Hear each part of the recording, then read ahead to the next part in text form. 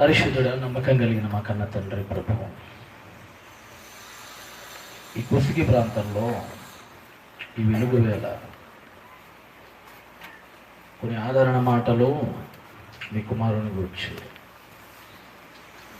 ఒకరినొకరు చెప్పుకొనుటకును, ఒకరినొకరు పంచుకున్నటకును, ఆదరించుకున్నటకును అనుగ్రహించిన విధానమును బతుకుతున్నాము. అలాగే కొన్ని వాక్యాలను కూడా బిడ్డలకు వివరించుటకు తగిన శక్తిని, జ్ఞానాన్ని ప్రసాదించమని కోరుకుంటూ యేసు ప్రభు పేరిట ప్రార్థన అడుగుచున్నాను తండ్రి.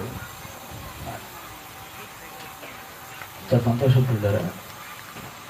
ముందుగా విచ్చేసిన మీ అందరికీ, అదేవిధంగా వేదికని అలంకరించినటువంటి మా తోటి సహజత పని వారికి కూడా క్రీస్తున్నామని నా ప్రత్యేక శుభాలను తెలియజేసుకుంటున్నాను. కొద్ది సౌండ్ పెంచి ప్రయత్నం చేయండి.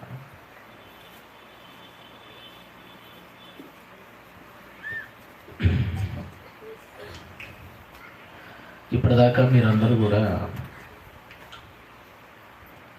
పెద్దలను ఉంటే వారి వారి అనుభవాలను విన్నారు. జాన్సన్ అన్నగారు ఆయన అందరితోనూ అనుభవాలను కలిగి ఉన్నారండి.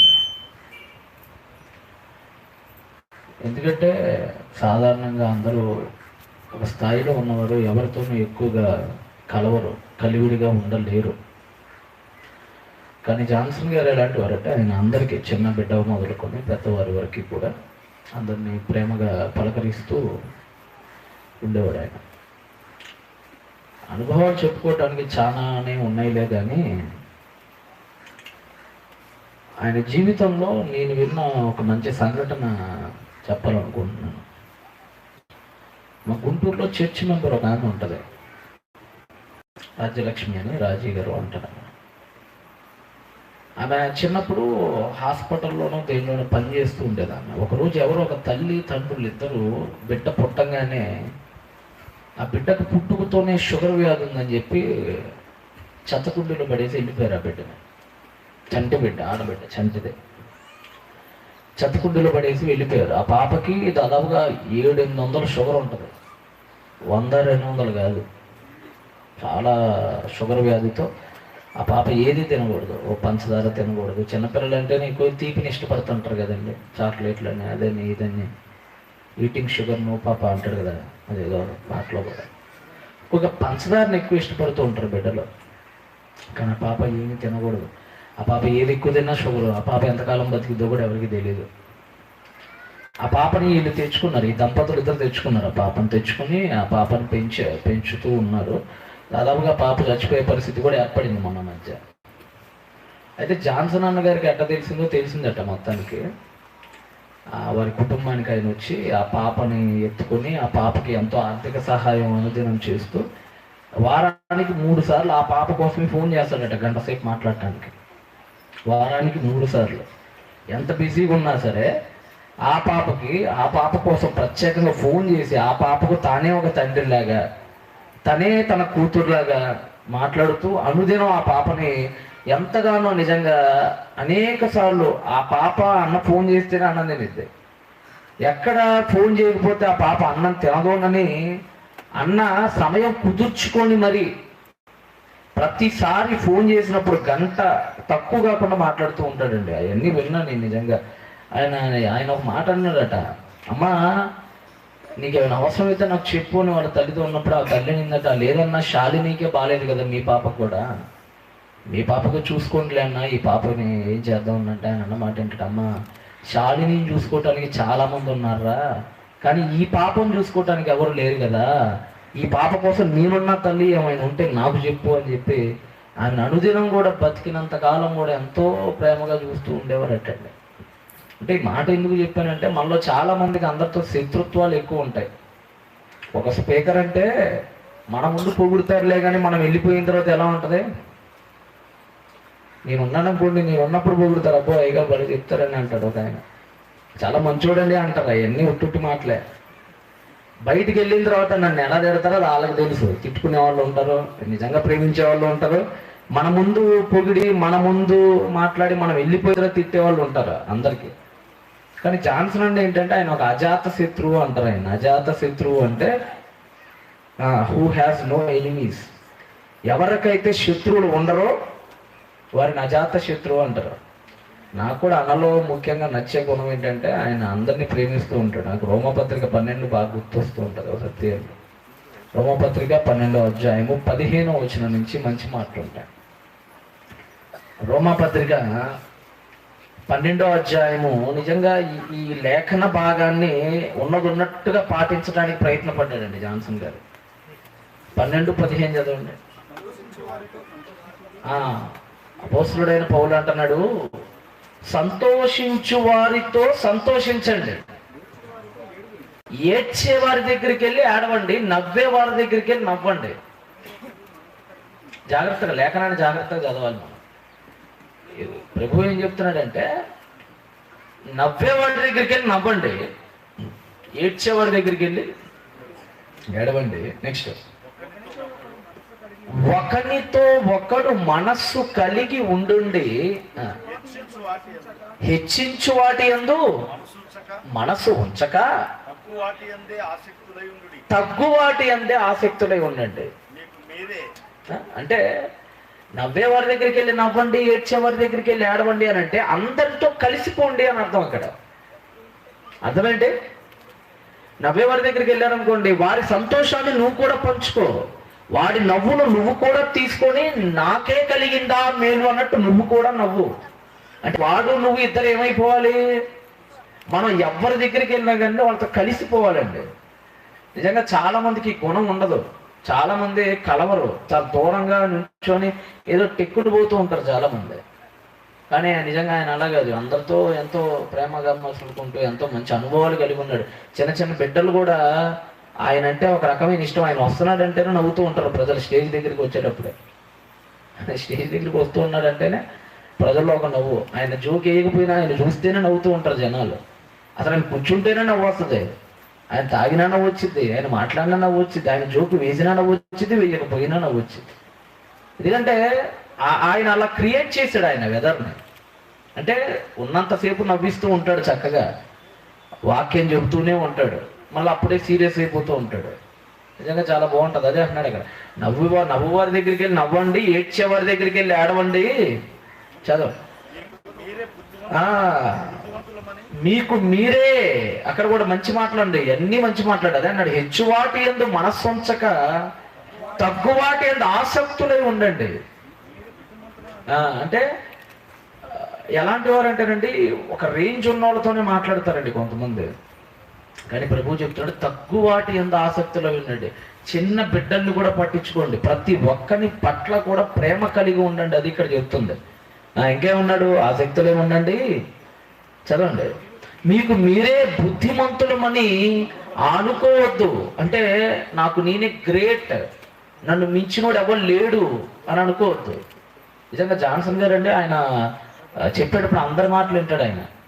ఆయన అందరి మాటలు వింటాడు. మొదటి ప్రసంగం చెప్పే వాళ్ళ మాట కూడా జాగ్రత్తగా ఆలకిస్తారు. నేను జాన్సన్ చాలాసార్లు రూమ్లో కలుసుకొని మాట్లాడుతున్నప్పుడు ఆయన అడుగుతూ ఉంటాడు, ఏమన్నా ఈ మధ్య మంచిగా వీడియోలు పెడుతున్నానన్నా, నేను చూస్తూ ఉన్నాను అన్నప్పుడు, నేను పనిలో పని ఏమైనా చెబుతూ ఉన్నప్పుడు ఆయనకి చెప్పేంతటి వారం కాదు మనం. అయినా ఆయన అడుగుతున్నారని మనం చెబుతున్నప్పుడు ఆయన ఏమీ మాట్లాడరండి. ఆ గంట సేపు అలా వింటానే ఉంటాడు. అన్న చెప్తూ ఉంటే వింటానే ఉంటాడు. మాట్లాడు అసలు ఎదురు ఆయనకు ఉండే గుణం ఏంటంటే వినే గుణం. కొంతమంది ఎవరైనా చెప్తుంటే సార్లే కూర్చోయా, చెప్పింది సార్లే అంటారు. కానీ ఆయన అలా కదండి, వింటాడు. ఆయన మొత్తం వింటాడు. ఎవరు చెప్పినా, నేను చెప్పినాను కదా, సండే స్కూల్ పిల్లడు చెప్పినా వింటాడు ఆయన. విని అదే ఆయన ఉద్దేశం ఏంటంటే, నాకు నేనే బుద్ధిమంతుడు కాదు అని చెప్తుంటాడు ఆయన. నాకంటే బాగా చెప్పేవాళ్ళు ఉన్నారు, వాళ్ళ దగ్గర నుంచి కూడా నేను నేర్చుకోవాలన్నా, మీరు మాట్లాడండి, మీరు మాట్లాడుతుంటే నేను వింటూ ఉంటానంటాడు ఆయన. మళ్ళీ చాలా మందికి మైక్ పట్టుకొని బోధ చేయాలంటే ఇష్టం. ఎప్పుడెప్పుడు మైక్ దొరికిద్దా, ఎప్పుడెప్పుడు ప్రసంగికుడికి అవకాశం వచ్చిద్దా అని చూస్తూ ఉంటాం. ఆయన అలా కాదు, పక్కనోడు ఎప్పుడెప్పుడు మాట్లాడతాడా అని చూస్తూ ఉంటాడు ఆయన. అంటే అంత గొప్ప మనస్తత్వం అనమాట. అదే అన్నాడు ఇక్కడ కూడా, మనకు మీరే బుద్ధిమంతులు అని అనుకోవద్దు. 17, కీడుకి ప్రతి కీడు ఎవ్వనికి నీ చేయవద్దు. అసలు బైబిల్ మొత్తంలో వండర్ఫుల్ వాడండి. దీన్ని మించింది, దీన్ని కొట్టింది లేదు అసలు మొత్తం. నాకు తెలిసినంత వరకు, నేను చదివిన బైబిల్ నాకు అర్థమైనంత వరకు, ఆదికాండం నుంచి ప్రకటన గ్రంథం వరకు నా ఫేవరెట్ వెర్స్ ఏదైనా ఉందంటే అది ఇదే.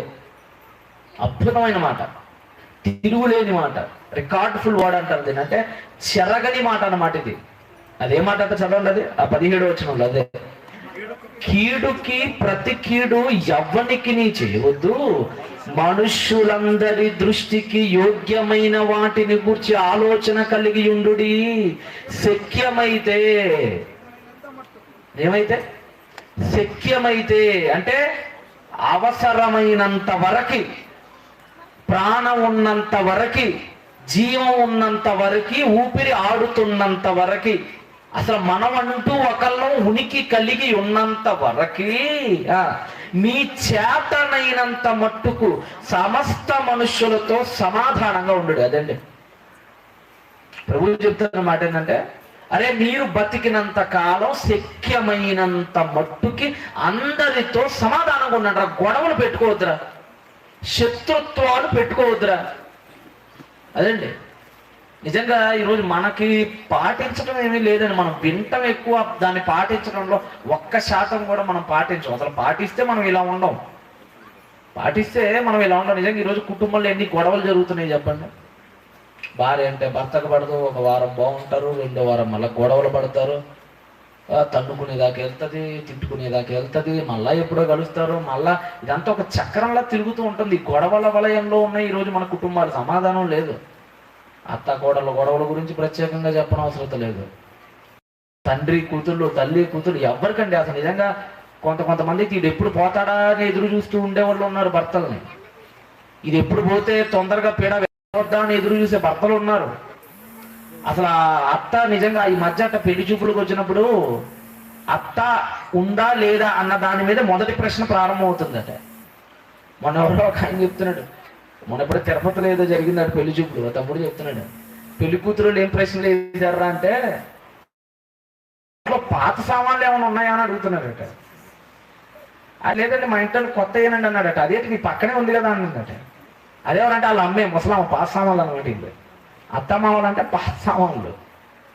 అంటే మధ్య ఎలాగైపోయిందంటేనండి అసలు ఎవ్వరి మధ్య సయోధ్యం లేవండి. మనం ఉన్నప్పుడు ఉంటారు, మనం లేనప్పుడు తిట్టుకుంటూ ఉంటారు.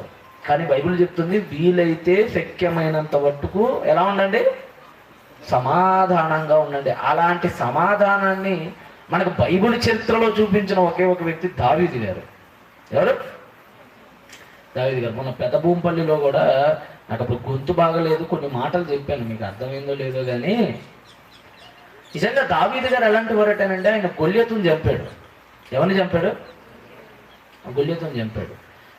గొల్యతుని చంపిన తర్వాత ఆయనలో ఒక బాధ. ఆ బాధ ఏంటంటే వాళ్ళందరూ శత్రువులు అయిపోయారు. ఎవరందరూ? ఈ గొల్యతు బంధువులందరూ, ఈ గొల్యతు ఇంట్లో వాళ్ళందరూ, గొల్యతు ఊరోళ్ళందరూ శత్రువులు అయిపోయారు. గొల్యతుది ఏ ఊరో కూడా మీకు ఆ రోజు చెప్పారు. సమూయేలు మొదటి గ్రంథం ఒకసారి తీయండి ఒకసారి. అంటే నిజంగా ప్రేమ కలిగిన వాడు ఎలా బ్రతుకుతాడో అన్నది మనకి ఇక్కడ చాలా స్పష్టంగా ఇద్దండి.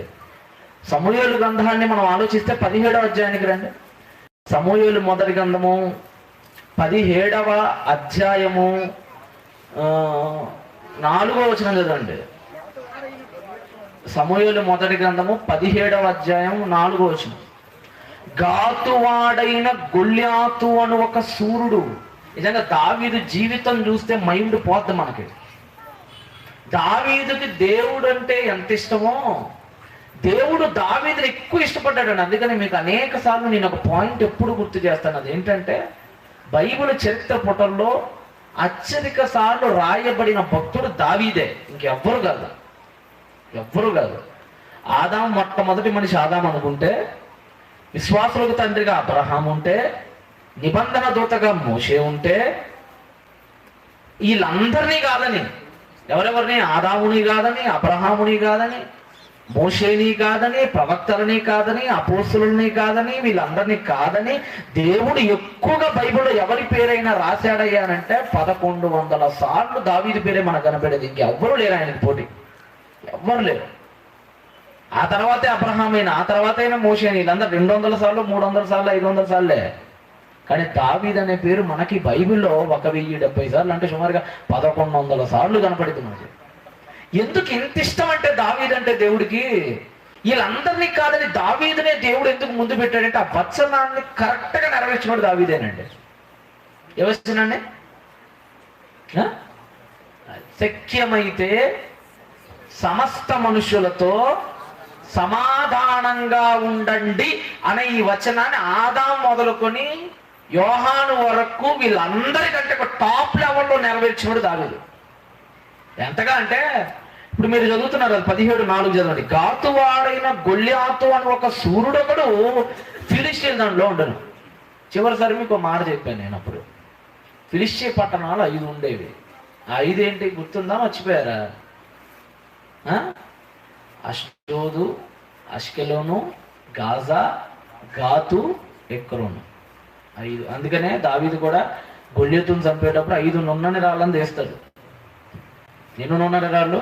వరిసలరాయి పట్టుకునేటప్పుడు లోయలోకి పోయి 5 నున్నని రాళ్ళట. ఎందుకంటే 5 పట్టణాలకు సాదృశ్యం. వాళ్ళలో గాత్ అనే పట్టణం చాలా బలమైన పట్టణం. అది అంటే చాలా రెబల్స్ ఎక్కువ ఉంటారు, ఉగ్రవాదులు ఎక్కువ ఉంటారు ఆ పట్టణంలో. చాలా కష్టం ఈ పట్టణాన్ని పట్టుకోవటం ఎవరికైనా.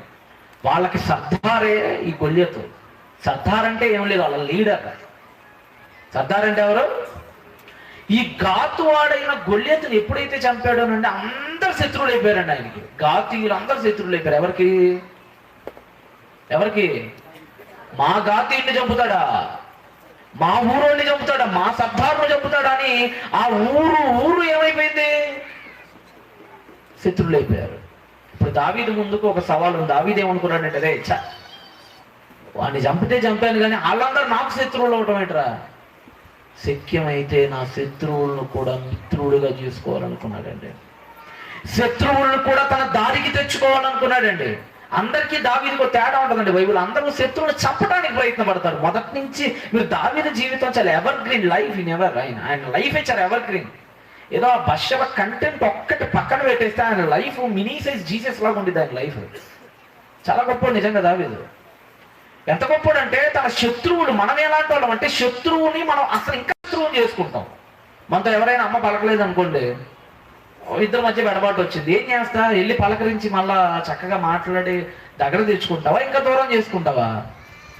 అమ్మ పలకలేదు కదా నేనెందుకు పలకాలి, అసలు మొహం కూడా తెప్పం. పలకరించినా ఒకసారికి ఏదో శివుడు వచ్చిన దానికి మళ్ళీ ఒక పలుకు పలకం, రెండో పలుకు తెలుసు, పలుకుతుందని తెలుసు, పిలుస్తుందని తెలుసు, కానీ పలకం ఎందుకు? టెక్ ఎక్కువ, మన ఈగో ఎక్కువ. నేను పలకరించేది ఏంటట, నేనేంటి వాళ్ళని పలకరించేది, వాళ్ళు పలకరిస్తే నీ మొదటిసారి ఏంటి పలికేది అని టెక్ ఎక్కువ మనకి. అమ్మ పలకరించినా ఇంట్లో, లేదంటే భర్త ఏమైనా గబక్కన మాట అన్నప్పుడు, ఏదైనా పని చెప్పినా కానీ భార్య ఏం ఎరగనట్టుగా శివుడు వచ్చిన పాము మళ్ళీ తిరిగి కొనుక్కొని ఉంటుంది. ఎందుకు? నేను పలకరించేది ఏంటి? మనం ఒక వ్యక్తి శత్రువు అయినప్పుడు అతను ఇంకా శత్రువు చేసుకుంటాం, అతను ఇంకా కాలేటట్టు చేస్తాం. చూడండి, నిజంగా భర్తలకి ఏదైనా నచ్చదు అనుకోండి, వాళ్ళకి గొడవ అయినప్పుడు ఆ నచ్చని పనే చేస్తారు. ఏం చేస్తారు? ఏది నచ్చదో అదే చేస్తారు. భర్తకి ఏదైనా ఫలాన్ని నచ్చదు అనుకోండి, ఇక అదే, ఇక ఆ రోజు నుంచి ఇక అదే ఆవిడ పలకరించేంత వరకు ఇక ఆ ఏదైతే పడదో అదే చేస్తుంటారు. ఒక ఆమె ఉంటుంది, ఆవిడ శుభ్రం కొట్టేశాడు. అవి ఏందమ్మా, ఏంటి మొహం అంతా వాసిపోయిందంటే, మా ఆయనకి నాకు గొడవలు అయిందండి. మా ఆయనకి అన్నం తినేటప్పుడు నేను పళ్ళు బాగా కొడుకు సౌండ్ వస్తూ ఉంటా, సౌండ్ వస్తే ఆయనకు నచ్చదు. చాలాసార్లు చెప్పాడు, ఎందుకే సౌండ్ వస్తుంటావు, కుడి తాగినట్టు తాగుతావు ఎందుకు, కాఫీ తాగేటప్పుడు జుర్రమని తాగుతాడు కొంతమంది. వాళ్ళు కాఫీ తాగారంటే 2 ఇల్లు అటు 2 ఇల్లు ఇటు పడుద్ది, అడవుతారు. వాళ్ళ ఆయనకి అది నచ్చదంట. ఇద్దరు గొడవ పడింది.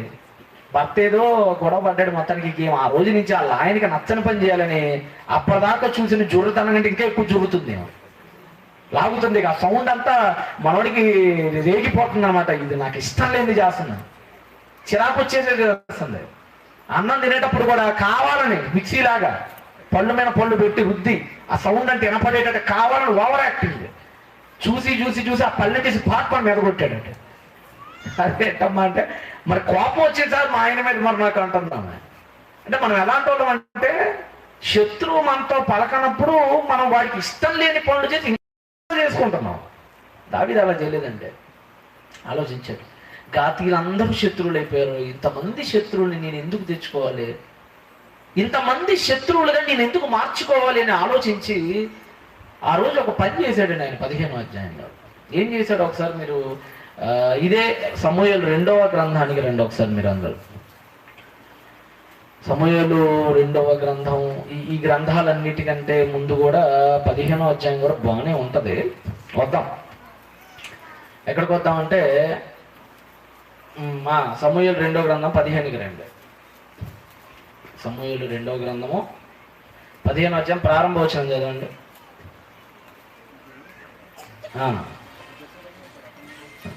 సమూయేలు 2వ గ్రంథము ఎన్నో అధ్యాయం తీశారు? 15వ అధ్యాయం చదవమన్నాను. ఇది అయిన తర్వాత అబ్షాలోము ఒక రథమును గుర్రములను సిద్ధపరచి బంటులను ఏర్పరచుకున్నాడు. ఆ రోజు ఏం జరిగిందంటేనండి, ఈ సంఘటనకు ముందు ఏం జరిగిందంటే, ఈ గొల్యాతును చంపాడు కదా ఎవరు? దావీదు. గొల్యాతును చంపిన తర్వాత ఆ ఫిలిష్టియ దండులో గొల్యాతు వెనక కొంతమంది ఉన్నారు. వాళ్ళందరూ పారిపోయారు. పారిపోయిన వేళలో ఒక ప్రశ్న ప్రారంభమైంది. ఆ ప్రశ్న ఏంటంటే, అరే ఇంత చిన్న దావీదు అంత పెద్ద గొల్యాతుని ఎలా చంపగలిగాడు అంటారు? మనిషికైతే ఇది సాధ్యమేనా? ఒక మనిషి దీన్ని చేయగలడా? మాకు గొల్యాతు ఎంతమందిని చెప్పాడు కానీ అతని రికార్డు చాలా వేరే లెవెల్ రికార్డు గొల్యాతుదే. చరిత్రలో ఎందరినో పీక బీసికి చంపేశాడు చేత్తో, ఒంటి చేత్తో. అంటే పెద్దలో మాట అంటారు కదా, సగం గుత్తిగా చంపేస్తాడు రైడ్ అన్నట్టుగా. సగం గుత్తుకి చంపేంత వీరుడు గొల్యాతు. అలాంటి గొల్యాతును దావీదు ఒక రాయితో చంపేసేటప్పటికి నివ్వెరపోయారండి జనాలందరూ. అరే, కొంతమంది ఏమో శత్రువులయ్యారు, కొంతమంది ఏమో ఆలోచించారు, అసలు ఈ చిన్నోడికి ఇది ఎలా సాధ్యమైంది? ఈ చిన్నోడు ఏదో ఒక పదం ఉపయోగిస్తాడట, ఎవరు? యెహోవా అట. యెహోవా నామంలో వచ్చానన్నాడు, యెహోవానే పదాన్ని ఉచ్చరిస్తున్నాడు. నిజంగా ఇతనిలో ఏదో ఉంది, ఇతన్ని నమ్ముకున్న దేవుళ్ళలో ఏదో ఉంది అని కొంతమంది ఆలోచించారండి. అలా ఆలోచించినప్పుడు ఒక వ్యక్తి యెహోవా దేవుణ్ణి చూసి మారాడు గొల్యాతును చంపినప్పుడు ఫిలిష్తీయుల్లో. అలా చెప్తున్నాను.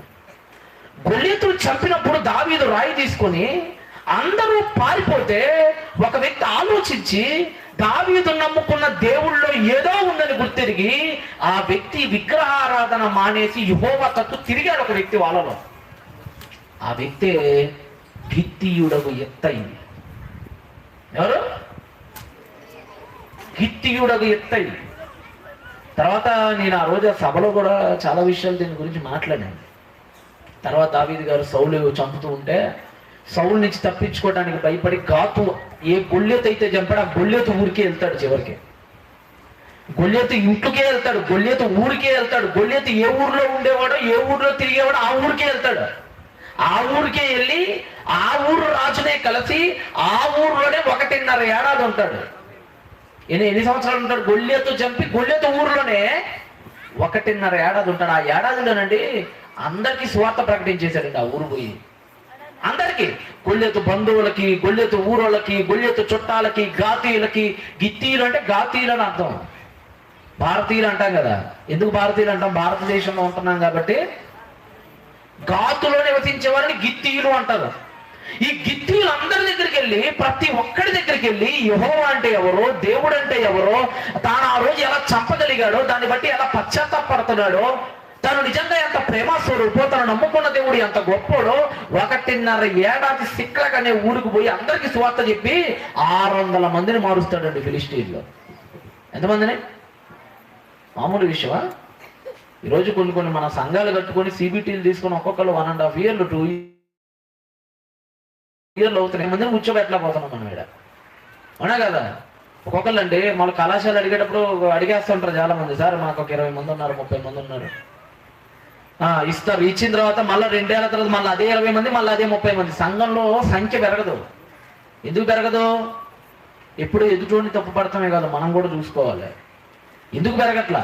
మన క్రైస్తవుల్లోనే మనం ఎందుకు రాబట్టుకోలేకపోతున్నాం? అలాంటిది శత్రు దేశానికి పోయి శత్రువుల్లో 601 మందిని మార్చాడు. ఎంతమందిని? విగ్రహారాధికులు ఫిలిష్తీయులు అంటేనే కరుడు కట్టిన ఉగ్రవాదులు వాళ్ళు.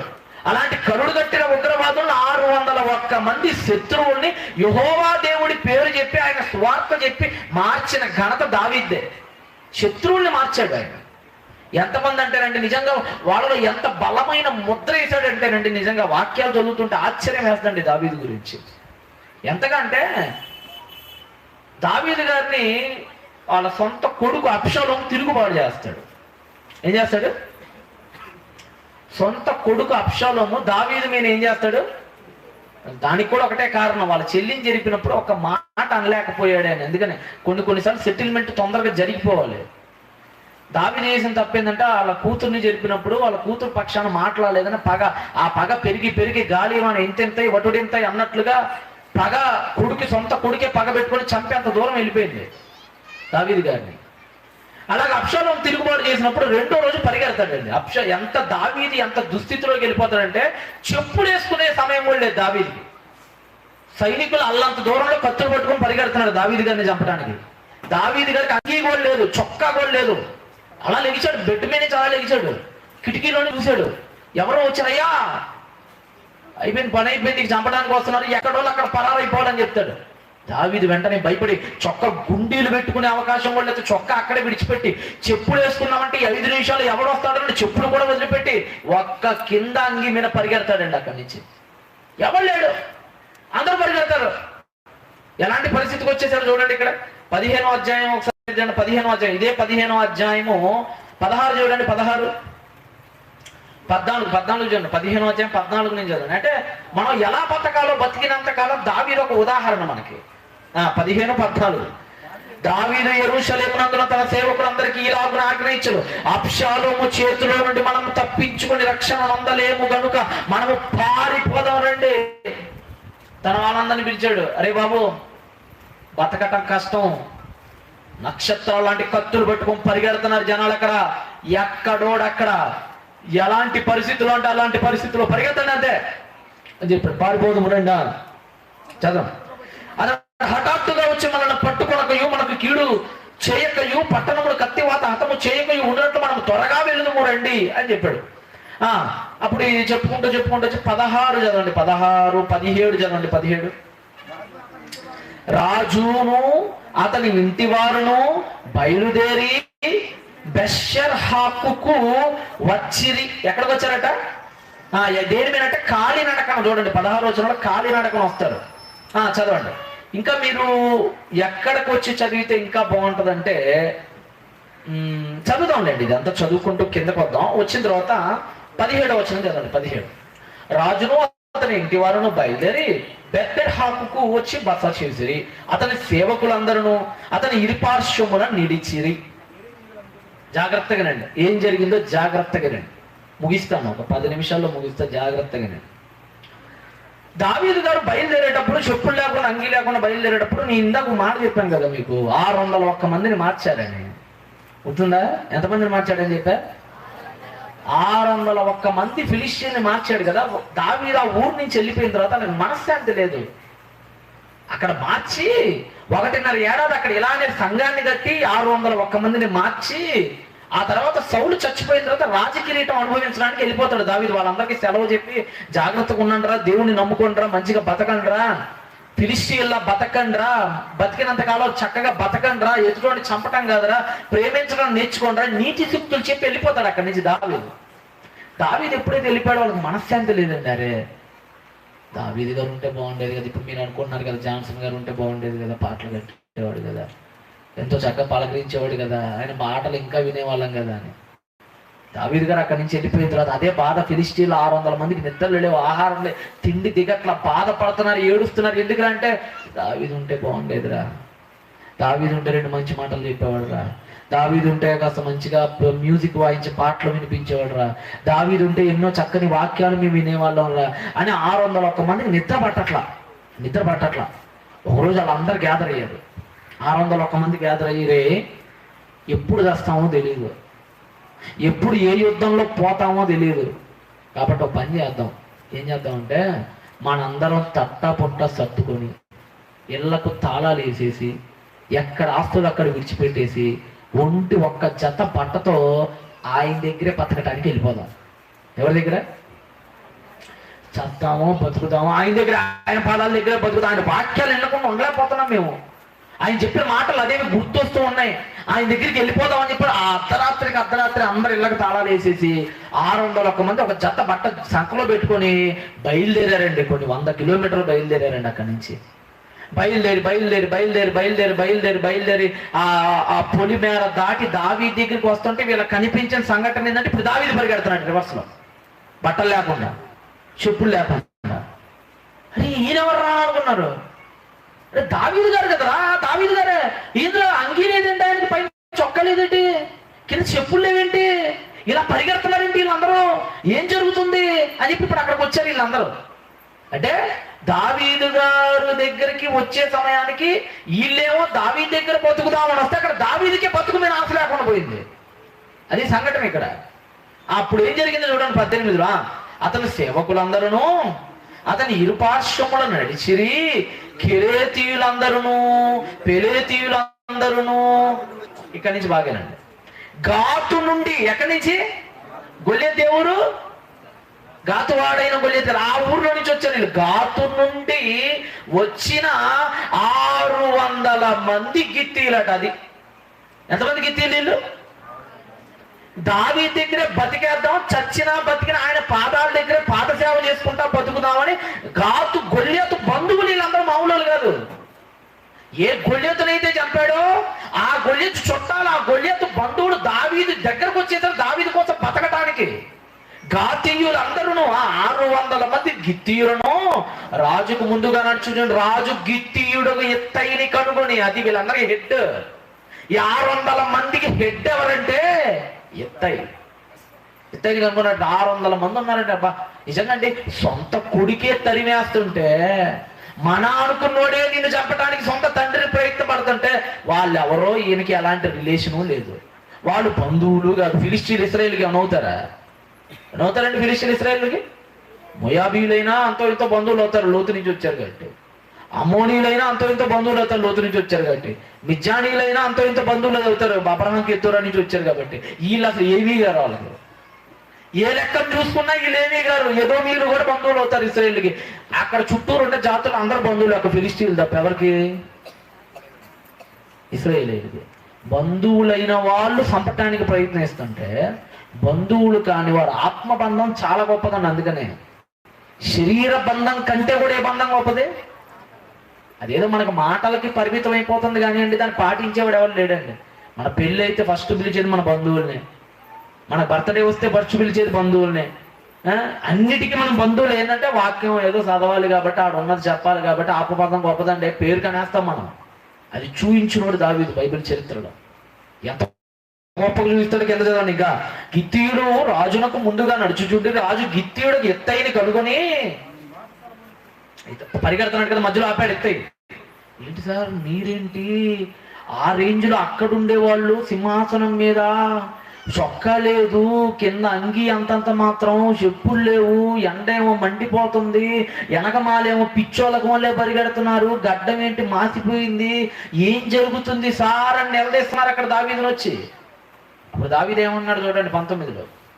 రాజు గిత్తీయుడకు ఎత్తైన కనుగొని, నీవు నివాస స్థలము కోరు పరదేశివై ఉన్నావు, నీవెందుకు మాతో కూడా వచ్చుచున్నావు? ఇత్తయి అసలు ఆ ఊరికెళ్ళి బతుకుదామని అనుకుంటున్నాడు. దావీదు పరిగెడతాం చూసి ఈయన కూడా దావీదుతో పాటు పరిగెడతా మాట్లాడుతాను. ఇప్పుడు ఇద్దరు పరిగెడతా జరుగుతుంది ఆ సంభాషణ. ఊహించుకోండి ఒకసారి. దావీదు చెప్పులు లేకుండా పరిగెడుతున్నాడు, అంగి లేకుండా. పక్కన ఇత్తయి కూడా ఇద్దరు మాట్లాడుతూ జాగింగ్ చేస్తూ మాట్లాడుకున్నారు, పరిగెడుతున్నారు. ఆగారు అనుకోండి, ఆగి సంభాషణ ఉంటే ఇద్దరు చచ్చిపోతారు అక్కడ. దావీదు పరిగెడుతున్నాడు, దావీదు పక్కనే ఇత్తయి పరిగెడుతున్నాడు, ఇద్దరు మాట్లాడుకుంటూ పరిగెడుతున్నాడు, రూపుతో మాట్లాడుకుంటున్నారు ఇద్దరు. దావీదు అన్నాడు రూపుతో, రే బాబు మాతో పాటు ఎందుకు వస్తున్నావురా నాయన, నువ్వు ఏదో బతికి బట్ట కడదామని వచ్చావు మా దేశానికి నువ్వు, కానీ నువ్వు వచ్చే సమయానికి దురదృష్టవశాత్తు నాకే రాజ్యం లేకుండా పోయింది, నా కొడుకు తిరుగుబాటు చేశాడు నాయన. ఒక పని చేయి, ఏం చేస్తావంటే, నీకు నాకు ఫ్రెండ్షిప్ ఉందని నా కొడుక్కి తెలీదు, మేము ఎలాగో పోతాం, ఎప్పుడు చస్తామో మాకు తెలియదు, నువ్వైనా వెనక్కి వెళ్ళి అబ్షాలోం దగ్గరికి వెళ్ళి, సరే మరి పలానా ఊరు గాతు ఏదో మీ దగ్గర బతుకుదామని వచ్చామని చెప్పురా, వాడు నిన్నైతే ఏమండు, నన్నైతే చంపేస్తాలే, నువ్వు శుభ్రంగా ఊరికి వెళ్ళిపో అని చెప్తున్నాడు రొప్పుతూ పరిగెడుతూ. అప్పుడేం జరుగుతుందో చూడండి అక్కడ చదవన్నా. నీవు నివాస స్థలము కోరు పరదేశిపోయి ఉన్నావు, నీవెందుకు మాతో కూడా వస్తున్నావు? నీవు తిరిగి పోయి రాజున్న స్థలమున ఉండు. నిన్ననే వచ్చిన నీకు అంటే ఎప్పుడు వచ్చాడనమాట? రేపు దావీదు పరిగెడతాడు అన్నప్పుడు నిన్న రాత్రి దిగారు వీళ్ళు ఫ్రెష్గా దావీదుని కనుక్కుందామని. ఈరోజు నిన్నే వచ్చాడు, అలా నిన్న ఈయన వచ్చాడు, తెల్లారి పరిగెడుతున్నారు వీళ్ళు. అదే అన్నాడు ఇక్కడ, నిన్ననే వచ్చిన నీకు, చదవండి, ఎక్కడికి పోవడమో తెలియకుండా మాతో కూడా ఈ తిరుగులాట ఎందుకు? మాతో కూడా ఎందుకు ఆయన నువ్వు రావటం? శుభ్రంగా వెళ్ళిపోరా బాబు, ఏం కాదమ్మా, నాతో పెట్టుకుంటే చస్తావురా నాయన అని చెప్పాడండి. ఇంకేమన్నాడు చూడండి, నీవు తిరిగి నీ సహోదరుడు తోడుకొడుపు కృపాసత్యములు నీకు తోడుగా ఉండరు కాక అని చెప్పకందుకు ఎత్తయి నేను చచ్చినను బ్రతికినను. ఆహా, ఎంత గొప్ప మాట అన్నాడు. లోతు అనలేకపోయిన మాట అబ్రహాము దగ్గర ఇత్తయి అన్నాడండి దావీదు దగ్గర. అబ్రహాం కూడా లోతుని అన్నాడు, నన్ను విడిచి హ్యాపీగా వెళ్ళిపో అన్నప్పుడు వెళ్ళిపోయాడు తప్ప ఈ మాట అనలేదండి. బైబిల్లో ఈ మాట అనింది కేవలం ముగ్గురే. ఏమాట? వెళ్ళిపో అన్నప్పుడు వెళ్ళిపోకుండా చచ్చినా బతికినా నీతోనే ఉంటాననింది ముగ్గురే. వాళ్ళలో ఒకటి రూతు, రెండవది ఇత్తయి, మూడవది పేతురు. యేసుప్రభుతో అంటాడు, యేసుప్రభు అంటాడు, మీరు నన్ను విడిచి వెళ్ళిపోదురా. ఎక్కడికి వెళ్తామయ్యా? మాట అనేది ముగ్గురు, నీవు తప్ప నిత్య జీవపు గల మాటలు పలుకువాడు ఎవడైనా ఉన్నాడా ఈ ధరణి యందు? ముగ్గురేనండి. ఆ ముగ్గురులో ఇత్తయి చాలా గ్రేట్ ఎలకంటే. ఎందుకంటే ఇత్తయి ఆపదలో ఉన్నప్పుడు వచ్చాడు దావీదు. మనమే ఉన్నాం అనుకోండి, మనమే ఆపదలో ఉన్నప్పుడు వస్తే, మేలు ఉన్నప్పుడు ఫ్రెండ్షిప్ ఉంటుంది, ఆపద ఉన్నప్పుడు ఉండిద్దా? నాకు తెలిసిన ఒక తమ్ముడు ఉన్నాడు, హైదరాబాద్లో ఉంటాడు, ఉద్యోగం చేస్తాడు, మంచి శాలరీ, 60,000 రూపాయల శాలరీ అయితే పెళ్లి సంబంధం కుదిరింది. అమ్మాయికి రేపు మాపు పెళ్ళి, ఒక 4 రోజుల్లో పెళ్ళి. అంత ముందు రోజు ఏం జరిగిందంటే వాళ్ళ నాన్న చచ్చిపోయాడు. వాళ్ళ నాన్న అంతకుముందు ఏదో అప్పు చేశాడు, మొత్తానికి ఎక్కడో దేనికో మొత్తానికి అప్పు చేశాడు. వీళ్ళ ఇల్లు అమ్మి ఇచ్చేయాల్సిన పరిస్థితి. అప్పు వాళ్ళందరూ పీక మీదకి వచ్చి కూర్చున్నారు. తమ్ముడికి ఏం చేయాలో తెలియక వాళ్ళ ఇంటినంతా అమ్మేశాడు, ఇల్లంతా అమ్మేసి ఆ ఇల్లు డబ్బులన్నీ ఇచ్చేసాడు. కారు ఉంది, ఇంకా అప్పు మిగిలింది. వాళ్ళ నాన్న చాలా అప్పులు చేసి చచ్చిపోయాడు. కారు కూడా చివరికి కారు కూడా అమ్మేశాడు. జేబులో చిల్లి గవదప్ప ఏమీ లేవు. ఏం నెక్స్ట్ మంత్లో పెళ్ళి. ఇప్పుడేమో నాన్న చచ్చిపోయాడు, ఆస్తులు లేవు, డబ్బులు లేవు, ఏమీ లేవు. ఆ విషయం తెలిసి వీళ్ళమ్మ గుండెపోటు వచ్చి హాస్పిటల్లో ఉంది. ఏం చేయాలో అర్థం కావట్లే. అటు నుంచి ఫోన్ వచ్చింది, ఎవరో పెళ్లి కూతురు తరపు నుంచి. ఇతను ఏమనుకున్నాడంటే, పాపం పరామర్శించడానికి ఏమైనా ఫోన్ చేశారో, ఏమయ్యా ఇలా జరిగింది అంటే, అయ్యో చాలా బాధపడుతున్నామయ్యా అని అంటారేమో అనుకున్నారు. కానీ వాళ్ళు ఫోన్ చేసాయా, పెళ్లి కుదిరినప్పుడు అంటే కొద్దిగా నీ దగ్గర రూపాయి ఉండేది, అందరూ బాగున్నారు కాబట్టి మా అమ్మాయిని ఇద్దాం అనుకున్నామయ్యా. ఇప్పుడు మీ నాన్న చచ్చిపోయాడు, చేతిలో డబ్బులు లేవు అంటున్నావు కాబట్టి మా అమ్మాయిని అక్కడ పంపించడం మాకు ఇష్టం లేదు, పెళ్లి క్యాన్సిల్ చేసేస్తున్నామయ్యా అని చెప్పి ఫోన్ పెట్టేశాడట. అంటే ఆ తమ్ముడు నాకు తర్వాత ఫోన్ చేసి చాలా బాధపడ్డాడు. రే వదిలేరా, ఇలాంటి జీవితంలో వస్తుంటే పోతుంటే వదిలే, ధైర్యంగా ఉండు, ధైర్యంగా ఉండు, బి బ్రేవ్ అని చెప్పి నేను వదిలేసాను ఆ విషయం. అంటే విషయం ఎందుకు చెప్తున్నా అంటే, మేలుగా ఉన్నప్పుడు సంబంధాలు పెట్టుకుంటారు మనతో. డబ్బులు ఉన్నప్పుడు మన ఇంటికి బ్రతోడు వస్తాడు, చుట్టంగా కూడా చుట్టం అవుతాడు. ఆడెవడో తెలియదు, ఆడు వచ్చి బాబాయ్ అంటాడు డబ్బులు ఉన్నప్పుడు. ఆడెవడో మనకు తెలియదు, ఆడు కూడా సంబంధాలు కలిపేస్తాడు, ఆడు కూడా వరుసలు కలిపేస్తాడు. డబ్బులు ఉన్నోడికి అందరూ బంధువులే, డబ్బులు ఉన్నోడితో అందరూ వరుసలు కలపడానికి ఇష్టపడతారు. కానీ డబ్బులు లేనోడి దగ్గరికి ఎవడైనా వస్తాడండి? ఎవడు రాడండి. దావీదు పరిస్థితి ఏంటంటే, ఇప్పుడు ఇత్తయి పరిస్థితి ఏంటంటే, వీళ్ళు వచ్చే సమయానికి దావీదుకు సింహాసనం ఉంది, దావీదుకి రాజ్యం ఉంది, దావీదు రాజుగారు అక్కడికి వచ్చి బతుకుదాం అనుకున్నారు. ఇప్పుడు అక్కడికి వస్తే సీట్ రివర్స్ అయిపోయింది. నేనేమో తిరిగి పరిగెడుతున్నాను చెప్పులు లేకుండా. ఏం చేయాలో అర్థం కావట్లేదు. ఇలాంటప్పుడు ఎవరైనా ఏం చేసుకుంటారు? సంబంధాలని కట్ చేసుకొని వెళ్ళిపోతారు. అమ్మ బాబు భలే భలే పని జరిగింది బాబు, నీకు దండంలో నాయన, నువ్వే పెద్ద రాజు, నీ దగ్గర బతుకుతామని మేము వచ్చాం, నీకే దిక్కు దిక్కన లేకుండా పోయింది, కనీసం ఆడి దగ్గరికి పోతే ఆడి దగ్గరైనా బతుకుతాం అంటున్నారు ఈయన అని అనుకోవాలి. వాస్తవానికి ఇత్తయ్య అనలేదండి. ఇత్తయ్య ఏమన్నాడు చూడండి, వండర్ఫుల్ వర్డ్ అండి. 21 ఇత్తయ్య ఏమన్నాడు? 21 నేను చచ్చినా బ్రతికినా యెహోవా జీవముతోడు, నా ఏలిన వాడవు రాజు ఉన్నగు నీ జీవముతోడు. చూడండి, రాజు అయ్యా నువ్వు. సింహాసనం పోతే నువ్వు రాజు కాకుండా పోతావా? కిరీటం అప్షాలోం గారు తీసుకుంటే నువ్వు రాజు అనే పదవి నుంచి పక్కకి వెళ్ళిపోతావా? నువ్వు రాజువే నా దృష్టికి ఎప్పటికీ. డబ్బు ఉన్నా డబ్బు లేకపోయినా నువ్వు నా దృష్టికి ఎవరు? రాజే. అలా ఉండాలండి. ఈరోజండి డబ్బు ఉన్నప్పుడు భర్తను గౌరవిస్తారు, డబ్బు లేనప్పుడు గౌరవించరండి. భర్త అడిగినప్పుడల్లా చీరలు కొనిపెడుతూ, అడిగినప్పుడల్లా అన్ని కొనిపెడుతూ, అడిగినప్పుడల్లా మంచిగా చూసుకున్నప్పుడు భర్తకు వాల్యూ ఉంటుంది. అదే భర్త ఒకనొక క్రమంలో ఉద్యోగం పోయి ఏం చేయాలో అర్థం కాక డబ్బాలో గుప్పిడి బియ్యం కూడా లేనప్పుడు ఆ భర్త మీద రెస్పెక్ట్ తగ్గుతూ ఉంటుంది, ఖచ్చితంగా తగ్గిద్ది. మొదట్లో మాట సరిగ్గా ఉండకపోవచ్చు, కానీ రోజు రోజుకి ఏందయ్యా ఎంతకాలం ఇలా ఇంట్లోనే పనుకుంటావు, ఏదో ఒక పని చేయరాదు, పోయి డబ్బులు కావాలి కదా మనకు కూడా. మాటలో కరుకుదనం పెరుగుతూ ఉంటుంది. అంటే ఏమీ లేనప్పుడు అండి అందరి మీద చులకన భావం వచ్చిందండి. చివరికి నిజంగా చెప్పండి, 25 ఏళ్ళు వచ్చిన ఉద్యోగం చేయని కొడుకుని ఏమంటావు చెప్పు నువ్వు? కుండమేం చేసుకొని చెప్పు. చిన్నప్పుడు వాడిని ప్రేమించావు కదా నీ కొడుకుని, 17 ఏళ్ల వరకు బాగా ప్రేమించావు కదా, 25 ఏళ్ళు వచ్చినా వాడు ఇంకా ఇంట్లోనే ఉండి ఉద్యోగం చేయకపోతే నువ్వు వాడిని ఏమంటావు? గౌరవిస్తావండి? ఎరా ఎంతకాలం మా మీనబడి బతుకుతుంటావు? ఏదైనా ఉద్యోగం చేసుకోరాదు? మాట మారిపోద్ది, తిడుతూ ఉంటాం, వాడికి వచ్చినప్పటి నుంచి టార్చర్ పెడుతూ ఉంటాం ఆ బిడ్డకు. మనం డబ్బు లేకపోతే కొడుకుకి విలువ ఉండదు, భర్తకి విలువ ఉండదు.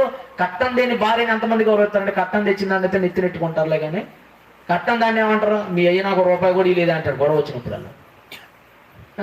మీ అయ్య నాకు రూపాయి కూడా ఇలేదే, వాళ్ళు ఆ పక్కింటోడికి 5 లక్షలు ఇచ్చాడు, ఎదురింటోడికి 10 లక్షలు ఇచ్చాడు, మీ అయ్య నాకు 10 రూపాయలు కూడా ఇలేదంటాడు.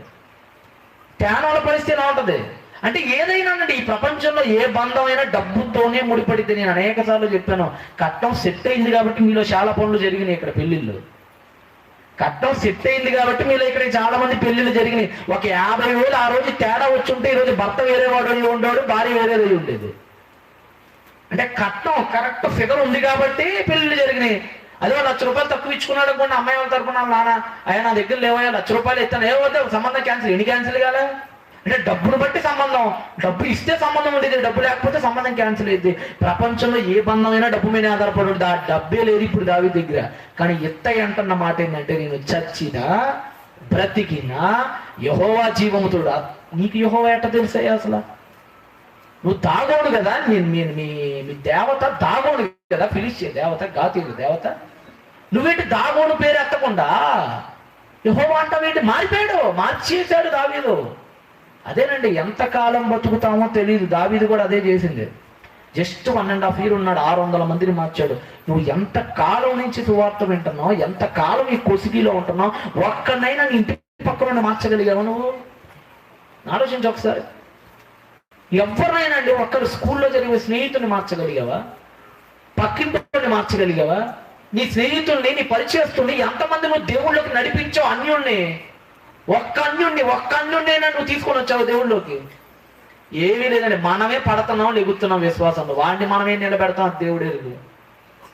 ఆ దేవుడు ఎరుగు, పక్కనోడిని నిలబెడతాం, దేవుడు ఎరుగు. మనమే నిలబడలేకపోతున్నాం, మనమే పడుతున్నాం, మళ్ళీ లెగుతున్నాం. మళ్ళీ ఎవరో వచ్చి లేపాలా, ఎవరో ఒక సేవకుడు వచ్చి వాక్యం చెప్తే అప్పుడు మళ్ళీ లెగుతావు. నువ్వే స్థిరంగా లేవు, వాడినే మారుస్తావు. దావీదు అలా కదండి, తాను స్థిరంగా ఉన్నాడు, 600 మందిని స్థిరపరిచాడు. ఎంత అంటే డబ్బు లేకపోయినా నీతోనే ఉంటాం అన్నారంటే ఎంత ఇంపాక్ట్ క్రియేట్ చేశాడో వాళ్ళ మీద చూడండి మీరు. ఇకేమన్నాడు చూడండి కింద 21, ఎత్తై నేను చచ్చినను బ్రతికినను యెహోవా జీవముతోడు, నా ఏలిన వాడవు రాజువునకు నీ జీవముతోడు, నీ స్థలమందు నా ఏలిన వాడవు రాజువునకు నీ ముందువో, ఆ స్థలమందు నీ దాసుడు నేను నీనుందునని రాజుతో మనవి చేసినందుకు దావీదు, అలాగైతే నువ్వు రావచ్చని ఎత్తైతో సెలవిచ్చును. అప్పుడు వారిద్దరు ఏమైపోయారట? సాగిపోయారట అక్కడి నుంచి. అంటే ఎలాంటి పరిస్థితి దాపరించిందో ఒకానొక క్రమంలో దావీదుకి. మీరు ఆలోచించండి, ఎప్పుడైనా గుర్తుపెట్టుకోండి, మనం కనీసం చచ్చిపోయే లోపలండి కొంతమందినైనా సంపాదించుకొని చావాలి. పగలబెట్టుకొని చావకూడదు, శత్రుత్వాలు పెట్టుకొని చావకూడదు. ఈరోజు మనందరికీ అందరు శత్రువులేనండి, ఎవ్వరికి మనం అంటే పడదండి. మనకంటే ఎవడో పడదు, ఆడంటే మనకి పడదు. చచ్చిపోయేటప్పుడు వెనక్కి తిరిగి చూస్తే ఒక్కడిని కూడా సంపాదించుకోవట్లేదు. మనం ఇంట్లో అత్తని సంపాదించుకోలేకపోతున్నాం, ఇంట్లో భర్తని సంపాదించుకోలేకపోతున్నాం, ఇంట్లో చుట్టాలనే సంపాదించుకోలేకపోతున్నాం. ఎందుకయ్యా ఇంక బ్రతుకు? ఆలోచించు. దావీదులా బతుకు ఒక్క రోజైనా. శత్రువుల్ని సంపాదించుకున్నాడు, 600 మందిని తన వశంగా చేసుకున్నాడు, దేవుళ్ళు నిలబెట్టాడు. దాగోను దేవతను నమ్మే ఒక ఎత్తైని తీసుకొని వచ్చి యెహోవా పేరు నామ జపం చేసేటట్లుగా చేశాడే. లైఫ్లో ఒక్కరినైనా మార్చండి. ఈరోజు జాన్సన్ గారి గురించి అంతమంది ఎన్నో మాటలు, ఒక్కొక్కరితో ఒక్కొక్క అనుభవం. అందరూ ఒక మాట మాత్రం ఖచ్చితంగా అంటారు. ఆ మాట ఏంటంటే, ఆయన ప్రేమిస్తాడండి అంటున్నాడు. అందరిలో ఒక మాట తరచుగా వస్తూ ఉంటుంది ప్రతి ఒక్కళ్ళు. ఏంటంటే, ఆయన అందరినీ ప్రేమిస్తాడండి, ఆయన ఎవరితో గొడవ పడ్డండి. ఈ మాట కూడా ఎత్తాడు, చాలా బాగుంటుంది ఆయన నిజంగా. లైఫ్లో చచ్చిపోతే ఒక్కరికి కూడా మన శత్రువులు ఉండకూడదండి. చచ్చిపోయేటప్పుడు అరే పలానా వాడు నాకు మేలు చేశాడు అనుకోవాలి తప్ప, ఒకడు ఈ నాకు బతుకున్నప్పుడు నన్ను అనవసరం కీడు చేశాడురా, వీడు బతుకున్నప్పుడు నన్ను ఇబ్బంది పెట్టాడురా, వీడు బతుకున్నప్పుడు నాకు ఏ రోజు కూడా సరిగ్గా మాట్లాడేవాడు కాదురా అని అనుకోకూడదు. మనం చచ్చినప్పుడు శవం దగ్గరికి వచ్చి. బయట అందరూ పొగుడుతారు కానీ లోపల ఉంటది కదా. చచ్చిపోయినప్పుడు అందరినీ పొగుడుతారండి బయట, కానీ లోపల మాత్రం ఖచ్చితంగా ఏమనుకుంటారు, అమ్మయ్య వీడు చచ్చి అత్త చచ్చిపోయినప్పుడు ఏమి ఎరగనట్టు ఏడిసిద్ది కోళ్ళు, అయ్యో మా అమ్మలా చూసుకునేది దానికి లోపల దరిద్రం సచ్చింది అనుకుంటుంది. బయటేమో అయ్యో నా తల్లి కంటే బాగా చూసుకున్నావే అత్తయ్య ఎట్టపోయావే అనేది. లోపలేమో అమ్మాయి ఇది పోయి పీడ విరగడైపోయిందిరా అనుకునేది. అలా అనుకోకూడదు. ఒక ఆమె అత్తయ్య చచ్చిపోయిన తర్వాత ఏడ్చి లోపలికి వెళ్ళి గడిపెట్టుకుందంట. జనాలందరూ అనుకున్నారు అత్త చచ్చిపోయిందన్న బాధ ఏమైనా చేసుకునిద్దామని. ఎవడో కిటికీలో నుంచి చూస్తే డాన్స్ వేస్తుందంట. అట్టుంటది మన బతుకు. నువ్వు చచ్చిపోయినప్పుడు 10 మంది చెప్పుకోవాలండి, బతుకున్నప్పుడు వీడు ఇలా చేశాడురా, బతుకున్నప్పుడు అలా సహాయపడ్డాడురా ఆ రోజుల్లో. ఏదైనా చెప్పుకోవాలి మన గురించి 10 మంది. ఈరోజు చెప్పుకోవడానికి చూడండి, ఒక్కొక్క 2 నిమిషాలు తగ్గట్లేదు. ఎవరు ఇక్కడ తగ్గేదేలే అంటున్నారు ఒక్కొక్కరు. ఎందుకు? అనుభవాలు మరి అన్నీ ఉన్నాయి. నీ గురించి చెప్పమంటే ఎవరు చెప్తాడు 2 నిమిషాలు? చెప్పిన అనుభవం చెప్పకుండా చెప్తున్నారు ఇక్కడ ఒక్కొక్కళ్ళను. అన్ని నిమిషాలు చెప్పగలుగుతున్నాం ఒక వ్యక్తి గురించి అంటే ఆ వ్యక్తి అంత ఇంపాక్ట్ క్రియేట్ చేశాడు. ఆలోచించండి. రేపు మనం చచ్చిన తర్వాత నిమిషం టైం అయితే 1/2 నిమిషానికి వదిలేస్తారు మనం మైక్. లేదు నువ్వేం చేయలే. అలా ఉండకూడదండి మన జీవితాల్లో. కాబట్టి దావీదులాగా శత్రువుల్ని కూడా గొల్లియతును చంపి గొల్లియతు బంధువుల్ని తన కోసం మార్చుకున్నాడంటే ఎంత గొప్ప ఇంపాక్ట్ ఆయన జీవితంలో, ఆయన అచీవ్మెంట్స్ ఎంత గొప్పగా చేసాడో మీరు కూడా ఆలోచించుకోండి. మనం కూడా మన లైఫ్లో ఎవరిని శత్రువుని చేసుకోవద్దు. ఇప్పటికైనా సరే, ఎప్పుడు పోతామో తెలియదు. మీ శత్రువులను అర్జెంట్కి ఈ రోజు నుంచి మిషన్ ఎనిమి స్టార్ట్ చేయండి. అంటే మీ లిస్టులో ఎవరెవరు శత్రువులు ఉన్నారో గమనించండి, వాళ్ళందరితో సమాధాన పడండి, వాళ్ళందరినీ తిరిగి ప్రేమించండి. సూర్యుడు అస్తమయం ఇచ్చే లోపలే వద్దన్నాడు, సరే అవన్నీ పక్కన పెట్టేసావు, నువ్వు పాటించలా. ఇప్పటికైనా సరే ఎవరిని శత్రువుని చేసుకోకుండా, ఒకవేళ శత్రువుల లిస్ట్ నీ మైండ్లో ఉంటే వాళ్ళకి శుభ్రంగా ఫోన్ చేయండి, వాళ్ళ దగ్గరికి వెళ్ళి కలవండి, మంచిగా మాట్లాడండి, జరిగిపోయింది మర్చిపోదాం అని సమాధానపడి ఒక మంచి ఎండింగ్తో మీ జీవితాలను ముగించుకోండి. కళ్ళు మూసుకొని ప్రార్థన చేసుకుందాం. పరిశుద్ధుడా, ప్రేమ నమ్మకం కలిగిన మా కన్న తండ్రి నాయన, నిజంగా జాన్సన్ గారు ఎందరికో ఒక్కొక్కరికి ఒక్కొక్క రకమైన మధురానుభూతులు మిగిల్చారు ఆయన. నిజంగా మేము కూడా మా జీవితాల్లో బతికినంతకాలం 10 మంది చెప్పుకునేటట్లుగా, 10 మంది బాధపడేటట్లుగా బతకాలే కానీ 10 మంది సంతోషించేటట్లు బతకూడదు. దావీదు చాలా గొప్పవాడు. గొలియతును చంపాడు. చంపి వాళ్ళందరూ శత్రువులైతే వాళ్ళ శత్రువులైతే నన్నేం చేస్తారులే, నా బలం ఎంత, వాళ్ళ రాజుని చంపా నేను, వాళ్ళెంత, వాళ్ళ బ్రతుకెంత అని పోలేదు నాయన. ఎవడు నాకు శత్రువు ఉండకూడదు అనుకున్నాడు. వాళ్ళ ఊరికి వెళ్ళాడు, సిక్లగులో ఉన్నాడు 1.5 year. వాళ్ళ బంధువులు అందరి దగ్గరికి వెళ్ళాడు, వాళ్ళ జాతీయులు అందరి దగ్గరికి వెళ్ళాడు, వాళ్ళ ఊరోళ్ళు అందరి దగ్గరికి వెళ్ళాడు, అందరికీ దేవుడి గురించి ప్రకటించాడు. వాళ్ళు 600 మందిని ఆ రోజుల్లోనే మార్చాడంటే ఎంత ఘనపాటి నాయన. ఈ రోజుల్లో ఒక సంఘంలో 50 మందిని కూర్చోబెట్టాలంటేనే వల్ల కావట్లా. 600 మంది దాగోను భక్తుల్ని మార్చాడంటే ఆయన ప్రవర్తన ఎలా ఉండేది, ఆయన ఎంత నీతిగా బతికాడు, దేవుడి కోసం ఎంత బతికాడు, శత్రువుని ఎలా ప్రేమించాడు, కీడుకి ఎలా ప్రతికీడు చేయకుండా ఉన్నాడు అన్నది ఆలోచించుకోవాలి. కాబట్టి ఆయన లైఫ్లో ఒకటే గుర్తుపెట్టుకోవాల్సిందే, శక్యమైతే సాధ్యమైనంత మట్టుకు ఎవరితోనూ గొడవలు లేకుండా సమాధానంగా ఉండాలి. ఈ నిర్మలమైన మనసు ఎవరికైతే ఉంటుందో చచ్చిన తర్వాత వాళ్ళే మరో లోకంలో నిత్యత్వాన్ని చూడగలరు. లేదు బతికినంతకాలం పైకి పొగుడుతూ లోపల తిట్టుకుంటూ మేము ఉండకూడదు, మమ్మల్ని పైకి పొగుడుతూ లోపల తిట్టుకుంటూ మా ప్రజలు ఉండకూడదు. అలా ఉన్నప్పుడు ఇద్దరు చచ్చినట్టే లెక్క. కాబట్టి ఆయన జ్ఞాపకం చేసుకుని అందరితో చక్కగా బతికిన 3 నాళ్ళు అందరితో సమాధానంగా మంచిగా బతికి చచ్చిన తర్వాత 10 మంది చెప్పుకునేటట్లుగా, వాళ్ళ ద్వారా మాకు మేలు కలిగిందని అనుకునేటట్లుగా బతికే గొప్ప అవకాశాన్ని మనం కూడా అనుగ్రహించమని ఎంతగానో కష్టపడి చేస్తున్నటువంటి కొసిగి కళాశాలను జ్ఞాపకం చేసుకునే రామచంద్ర గారిని, జోసఫ్ని, ప్రతి ఒక్కరికి కూడా మీ చల్లని కరుణాహస్తాల నుంచి కొసిగి కళాశాలను అభివృద్ధి పదంలో నడిపించి వచ్చేసిన మా తోటి ప్రిన్సిపల్స్ అందరినీ కూడా, పెద్దల గౌరవనీయులు అందరినీ జ్ఞాపకం చేసుకుని దీవించమని యేసుప్రభు పేరిట ప్రార్థన అడుగుచున్నాను తండ్రి. ఓకే పిల్లలు, అందరికీ సెలవు, ధన్యవాదాలు.